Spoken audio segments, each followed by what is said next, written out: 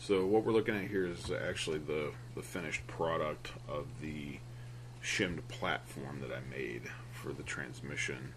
You can't really see the angles of it here. I've got another picture, or actually a couple more pictures I think, where you can see the angles better. But here you just kind of get an idea of the overall thing. You got the original shims for the arms that I glued onto the spacer, the first level of the spacer. I did away with the second level. Just went down to one level of the spacer, glued the shims on it because it was too hard to try to get the screws into the transmission with the shims just kind of laying on the chassis, and then the plate laying on top of that. It's just easier to work with when it's all one piece. So I went ahead and glued those down, and you'll get to see the angles here in a minute on the other pictures. So here you get to see the angles of the platform. The first level of the platform is just a 1/8 inch piece of Lexan. The head of it is comprised of a second layer of 1/8 inch Lexan, and the third layer is also a 1/8 inch piece of Lexan, which I sanded down into a shim.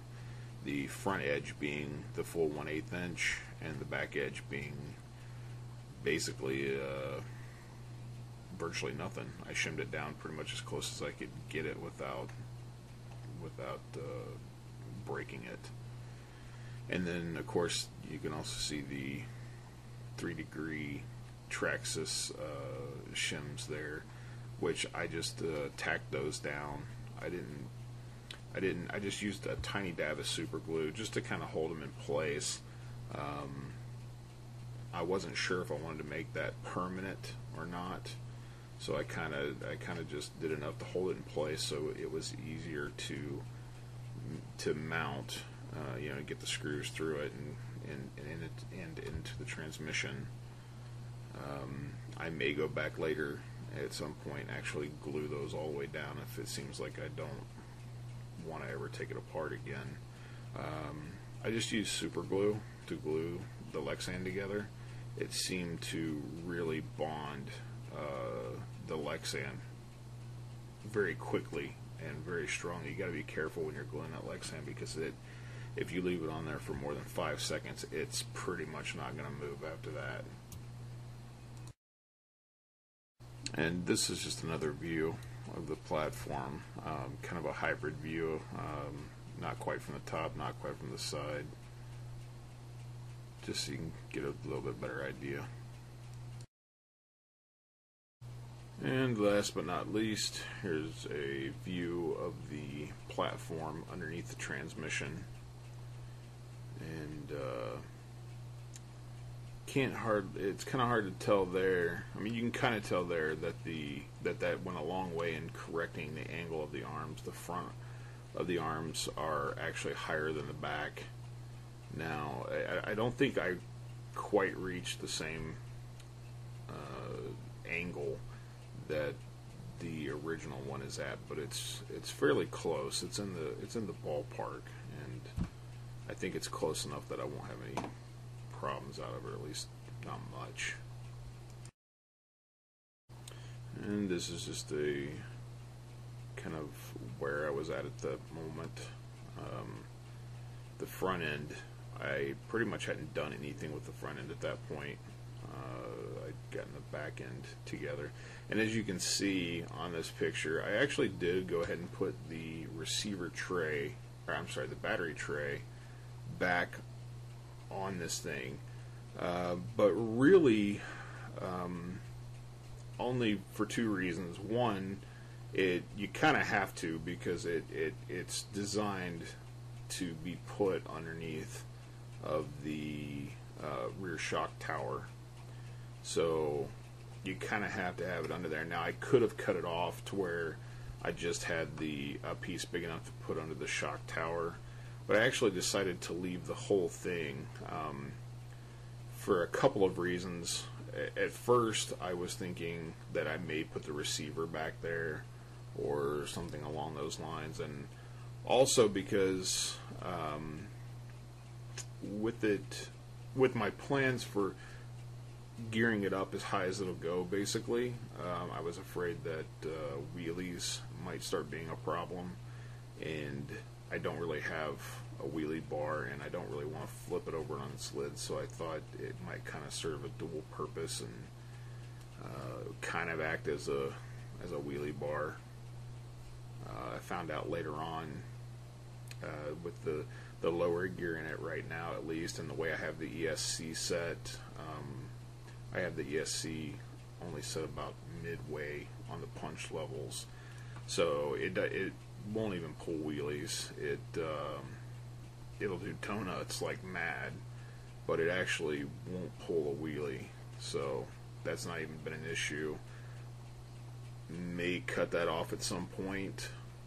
Don't really know. For now, it's on there. Probably just going to leave it like that for now. So the next thing I started on was the upper chassis part.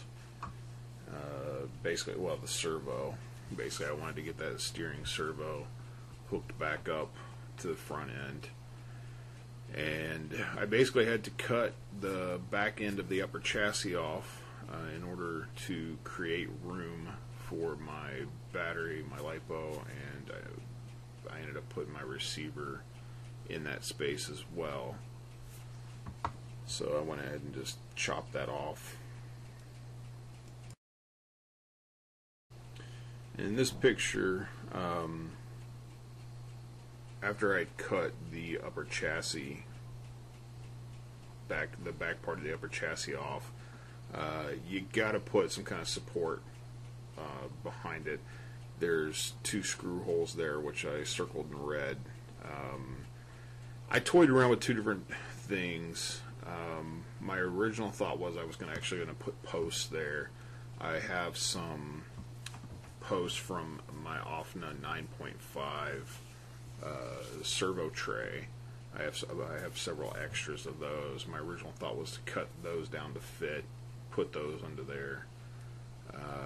What I ended up doing instead, though, was taking the nitro piece, which you'll see here in a minute, and just basically cutting the back portion of that off, the portion that would actually screw into this.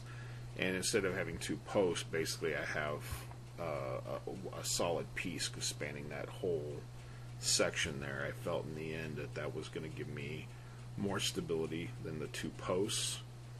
And I had, like, for whatever reason, I don't know why, I have 2 or 3 of those plastic pieces that hold the fuel tanks anyway. One of the rustlers that I had was a roller that I bought for spare parts, and it came with a bunch of extra spare parts, and that was one of the things that had multiples of.